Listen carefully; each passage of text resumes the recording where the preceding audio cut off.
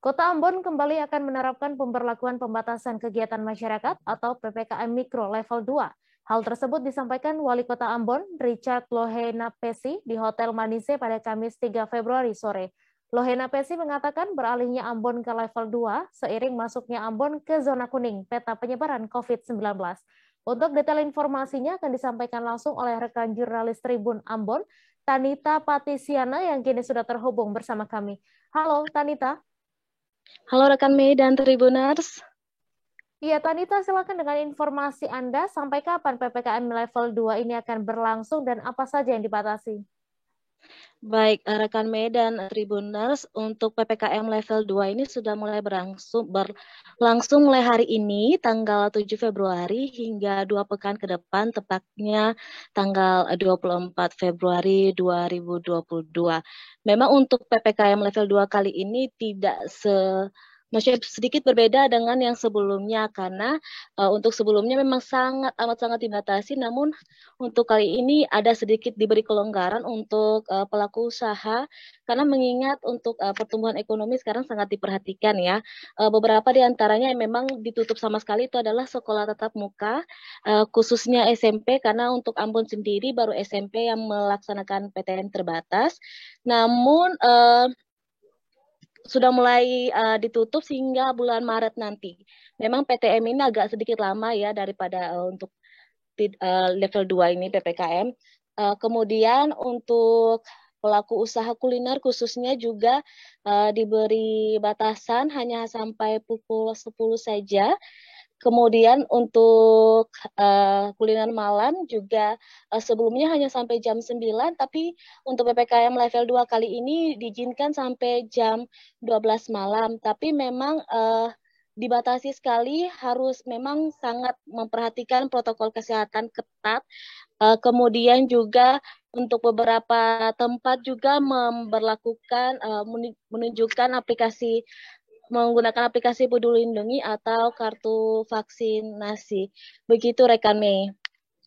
Ya, kemudian Tanita, bagaimana situasi di kota Ambon sendiri saat ini?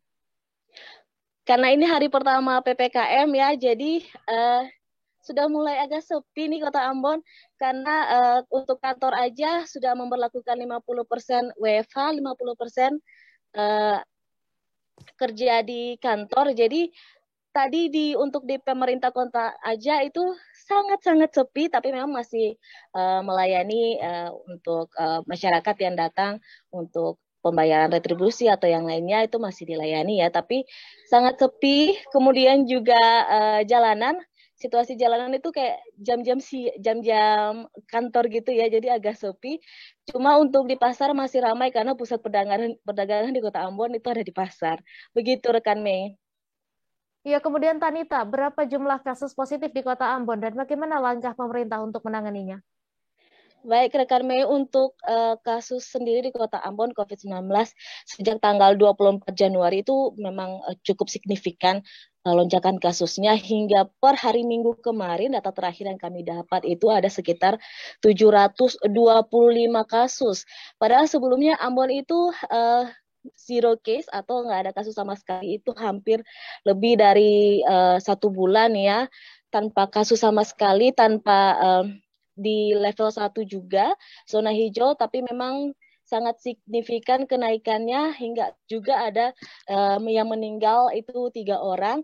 Dan memang selain penerapan PPKM, level 2 pemerintah juga mulai membatasi gerak-gerik khusus untuk ASN di pemerintah Kota Ambon juga wajib mengikuti tes PCR sebelum masuk ke kantor. Jadi kalau mereka dari dinas luar kota itu wajib sekali tes PCR sebelum mereka masuk ke kantor. Jadi kalau memang sambil menunggu hasil tes PCR mereka akan WFH. Kemudian juga untuk kasus ini karena sangat tinggi, jadi pemerintah juga membuka rumah sakit lapangan yaitu menggunakan asrama haji yang memang menampung sekitar 380 tempat tidur. Jadi untuk membantu masyarakat yang karantina untuk mempercepat proses penyembuhan. Begitu rekan Mei dan Tribuners. Baik, terima kasih Tanita Patisiana atas laporan Anda dan Tribuners. Wartawan kami juga telah menghimpun wawancara dengan Wali Kota Ambon. Berikut tayangannya untuk Anda. Saya keluarkan lagi instruksi wali kota dalam upaya untuk mengatur kembali ya seluruh mekanisme sosial di kota ini ya sesuai dengan protokol kesehatan dan level yang ada. PPKM yang ditetapkan oleh instruksi Menteri Dalam Negeri, Ambon sudah masuk pada level 2 lagi, tatap muka ya untuk 12 sekolah. Ya, Omicron ini dia akan terjadi antara Februari dan Maret. Nah, akhirnya kita sepakat untuk sekolah itu kita tutup sampai dengan bulan Maret. Nanti bulan April kalau kita evaluasi, kalau kondisinya sudah membaik, nah kita akan buka lagi untuk uji coba untuk sekolah tatap muka lagi. Itu misalnya gitu. Yang kedua, untuk kegiatan-kegiatan di tempat umum, ya dengan 50% misalnya, sesuai dengan instruksi itu. Jadi kafe, restoran itu akan kita tinjau lagi dia punya masa operasinya dan diberlakukan sesuai dengan aturan itu. Jadi untuk hari besok, Jumat, Sabtu dan Minggu kita akan sosialisasi secara bersama. Lalu hari Senin kita mulai terapkan itu. Waktu bukanya, kemudian jumlah pengunjungnya itu kita akan tetapkan lagi sesuai dengan instruksi menteri yang terbaru yang tadi saya sudah tanda tangani dan berlaku nanti itu hari Senin. Ya, nah itu kondisi yang terakhir yang saya mau sampaikan dengan buat teman-teman media, termasuk juga langkah-langkah yang sudah diantisipasi oleh para camat, lurah, kades, raja. Ya, nah salah satu kebijakan yang kita tempuh itu misalnya para camat itu diminta untuk inventarisir seluruh kantor-kantor yang ada di wilayah kecamatan dia. Lalu kemudian kita akan turun untuk mengadakan rapid antigen ya buat kantor-kantor itu juga ya.